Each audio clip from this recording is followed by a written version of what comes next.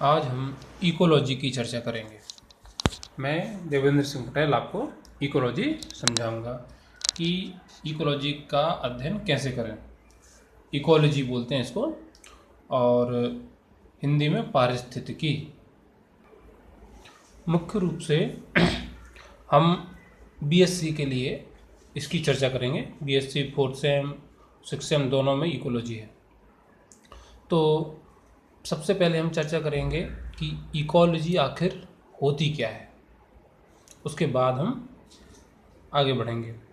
तो 12th और उससे जो छोटे बच्चे हैं जो पढ़ रहे हैं उनके लिए हम इसे ईवीएस के बराबर भी मान सकते हैं। जो बच्चों ईवीएस या एनवायरमेंटल साइंस पर्यावरण अध्ययन करते हैं वो एक प्रकार से इकोलॉजी या पारिस्थितिकी ही है। और जो कॉलेज में बच्चे पढ़ रहे हैं उनके लिए हम इस प्रकार से परिभाषित कर सकते हैं, इसको ऐसी डेफिनेशन दे सकते हैं: study of structure and function of nature. ये ओडम ने दी थी कि प्रकृति की संरचना और कार्यों का अध्ययन। तो जो प्रकृति है, आसपास आप जो पौधे जंतु देख रहे हैं, सूक्ष्म जीव हैं जो, तो इसके अलावा नदी है, तालाब हैं, पहाड़ हैं, पेड़ हैं, चट्टानें हैं, इन सब का जो हम अध्ययन करते हैं और इनके कार्यों का कि ये कर क्या रहे हैं वहाँ पर, तो उसे हम इकोलॉजी कहते हैं। अब यदि इकोलॉजी के अंतर्गत हम क्या पढ़ते हैं, यदि हमें यह पता चल जाए तो हम इसे अच्छी तरह से समझ सकते हैं। इकोलॉजी के अंतर्गत क्या क्या पढ़ते हैं आप? पॉल्यूशन आप बचपन से पढ़ते चले आ रहे हैं। इसके अतिरिक्त अब हम जनसंख्या, पॉपुलेशन के बारे में पढ़ेंगे। जनसंख्या बहुत सारी जनसंख्या मिलकर समुदाय बनाते हैं, उनके बारे में पढ़ेंगे। अतः इकोलॉजी में हम जीव या ऑर्गेनिज्म व उसके पर्यावरण का एक साथ अध्ययन करते हैं, जिसमें वे एक दूसरे पर क्या प्रभाव डालते हैं इसका अध्ययन किया जाता है। इस प्रकार हमने अपने विषय को समझा। अब हम आप बुक जो है आपकी उसको कैसे पढ़ेंगे इसके बारे में हम चर्चा करेंगे। इकोलॉजी के प्रकार व उसकी अन्य विज्ञान की जो अन्य शाखाएं हैं उनसे क्या संबंध है इसके बारे में चर्चा करेंगे।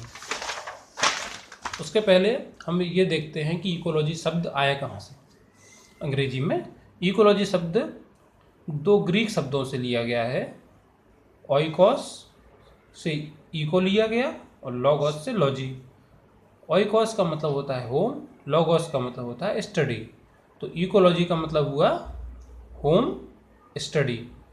होम में जीव भी रहेगा और उसका वातावरण भी रहेगा। सबसे पहले इकोलॉजी टर्म हीकेल ने दी थी 1869 में। इकोलॉजी के हम प्रकार देखते हैं। इकोलॉजी मुख्य रूप से दो प्रकार की हो सकती है: autecology and sin ecology.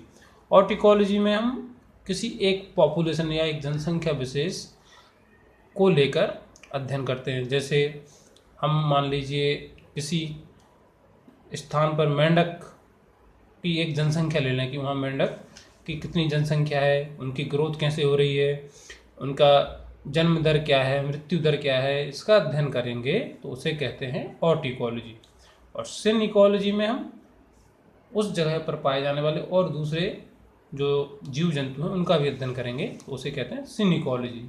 कहने का मतलब हम वहाँ पर कम्युनिटी या समुदाय का अध्ययन करते हैं जिसमें अनेक प्रकार के जीव जंतु या जनसंख्या वाले जीव आते हैं। अब हम देखते हैं इकोसिस्टम। इकोसिस्टम क्या होता है? इकोसिस्टम पढ़ने से पहले मैं एक चर्चा करना चाहूँगा कि जो भी आप पढ़ते हैं वो आपको दिखना चाहिए। दिखने से मतलब आपकी देखी हुई यदि वो चीज़ है और आप उसको पहचानें तो आप उसको जल्दी याद कर सकते हैं। इसी प्रकार इकोसिस्टम है। इकोसिस्टम यदि आपने देखा हो तो फिर उसको समझना आसान होता है। मान लीजिए हम आपको हाथी के बारे में बताएं और हम उसको आपको दिखाएं ना, तो आप उतने अच्छे से उसको नहीं समझ सकते।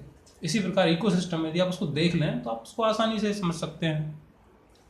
इकोसिस्टम के एग्जाम्पल्स हैं, कोई फॉरेस्ट हो, जंगल है, वो एक इकोसिस्टम है। बड़ा तालाब है, वो भी एक इकोसिस्टम है। समुद्र है, वो भी एक इकोसिस्टम है।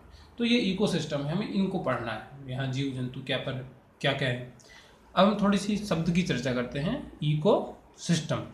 इसमें एक जो सिस्टम आया है ये बहुत काम का है। सबसे पहले हम सिस्टम की चर्चा करते हैं। सिस्टम होता क्या है?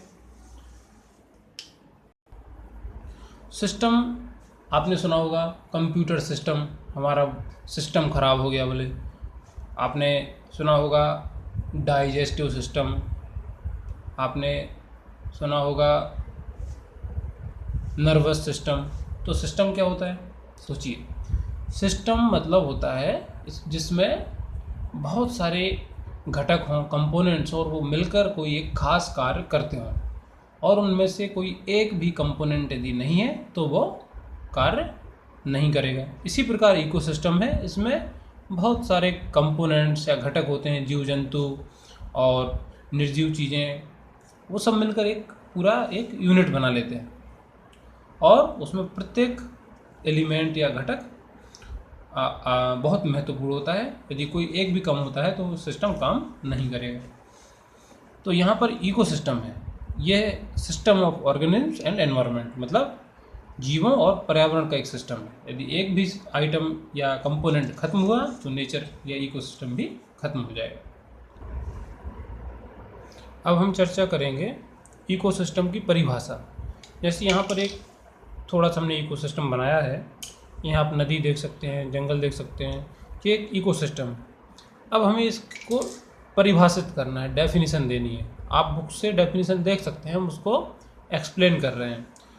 डेफिनेशन ऐसी होनी चाहिए जो एक्सक्लूसिव हो, मतलब उसका कोई और अर्थ नहीं निकले, वो डेफिनेशन कहलाती है। तो हमें ऐसे वाक्य बोलने हैं इस चित्र के प्रति कि वो केवल इसी को समझाए। तो इकोसिस्टम की परिभाषा ऐसी होती है कि वह सिस्टम जिसमें ऑर्गेनिजम्स, जीव, ठीक है, पौधे भी आ जाएंगे, जानवर भी आ जाएंगे, और निर्जीव, नॉन लिविंग मटेरियल्स, नदी, उसका पानी, मिट्टी, ठीक है, रोशनी, ये निर्जीव है। तो इनका ऐसा सिस्टम जिसमें स्पष्ट एनर्जी फ्लो हो, मतलब ऊर्जा पौधों से जंतुओं में जाए। ये देखिए, सूर्य से ऊर्जा पौधों को मिली, पौधे से खरगोश, खरगोश से शेर या कोई भी मांसाहारी जानवर हो, तो इस तरह से ऊर्जा प्रवाहित होती रहनी चाहिए। दूसरी चीज़, पोषक तत्व, ये जो आपको दिख रहे हैं नाइट्रेट, फॉस्फेट, इनको पौधों ने लिया। अब पौधों की जब पत्तियाँ नीचे गिरती हैं तो वापस ये नाइट्रेट, फॉस्फेट मिट्टी में मिल जाता है। ये कहलाती है बायो जियो केमिकल साइकिल, जैव भू रासायनिक चक्र। ये होता रहना चाहिए, मतलब इकोसिस्टम में ये दोनों चीज़ें जरूरी हुई। पहला एनर्जी का प्रवाह होना चाहिए, और दूसरा बायो जियो केमिकल साइकिल होनी चाहिए। तो उस सिस्टम को हम इको सिस्टम कहते हैं। अब हम देखेंगे टाइप्स ऑफ इको